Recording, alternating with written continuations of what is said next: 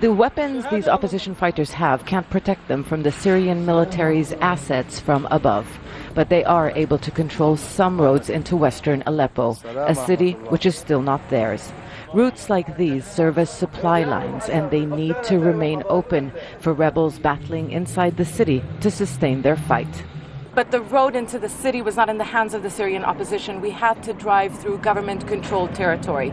We saw army barracks. We saw Syrian army soldiers on the side of the roads. We saw the Syrian army flag hoisted high in the city, as well as posters of Syrian President Bashar al-Assad. It was just too dangerous for us to attempt to film.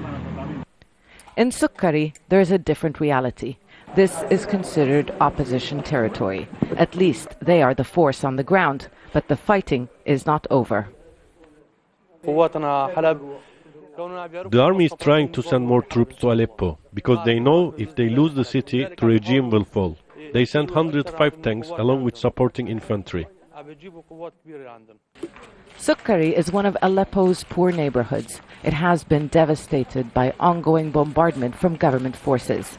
It is mainly in poor Sunni districts like this one, where the armed fighters were able to set up base. It is here where they can rely on the support from the local population. Opposition fighters roam the streets, so does their enemy, and they are not the regular armed forces. Those who were known to work as Shabi have left the area, but there are other government thugs who stayed, and people just don't know them. They give the army intelligence on where we are, and in turn, the army then bomb us.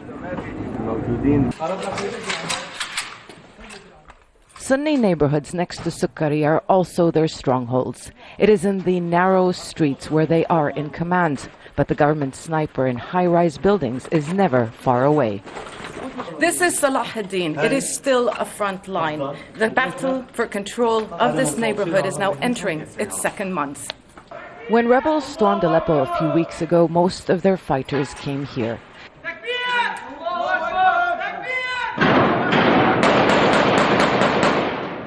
The army managed to push back into some areas of the district. This is the only front line, where conflicting parties are locked in face-to-face confrontation, sometimes only meters apart. But it is the air attacks that are causing most casualties among rebel ranks, in a battle that still has to be fought. Zeina, Khodr, Al Jazeera, Aleppo.